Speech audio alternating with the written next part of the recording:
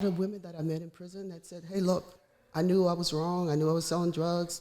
I knew I was doing this, so I did the crime. I know I got to do this crime. They own it.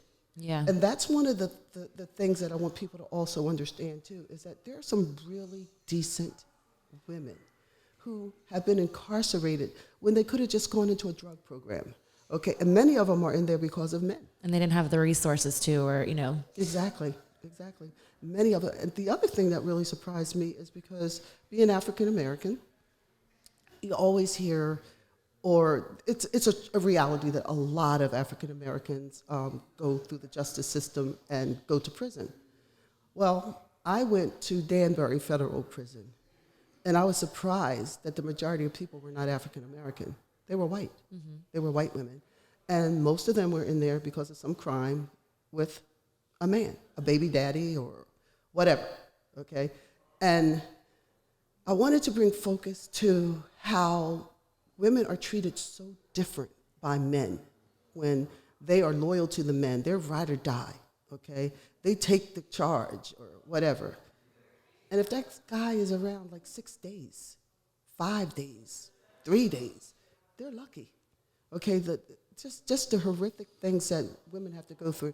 There's one woman that I met. She had already done 18 years, and my first sentence was 24 months.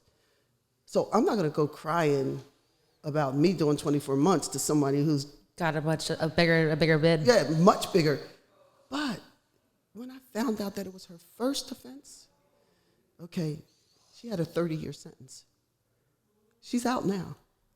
She's in her 50s. That's crazy. She'll never have a baby.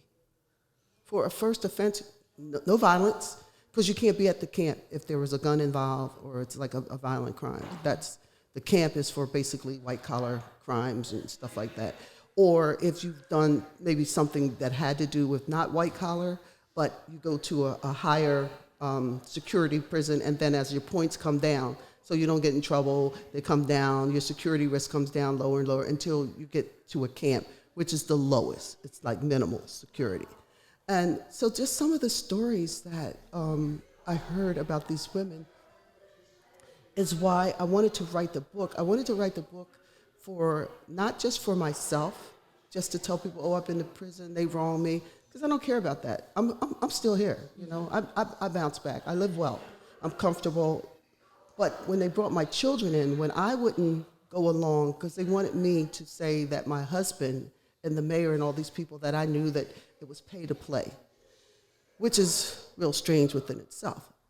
It's pay to play when my husband gets a contract, but when Dick Cheney gets a contract or the president's family gets a contract, and I'm not talking about a specific president, I'm just talking about General. They get contracts with the prisons, okay, for all of the commissary, okay? One of the president's family members has a contract with one. And I'm not talking about Donald Trump, because this is before Donald Trump, so I'm not saying a specific president, because I'm just saying that's the way the system works. So I don't understand how it is that even if they thought that my husband got the contracts because he did and helped people get elected, and when elected officials give contracts to people who pay and buy into their campaigns, I don't understand the whole reason that they came after him anyway, because even if that was the reason, it's done all the time.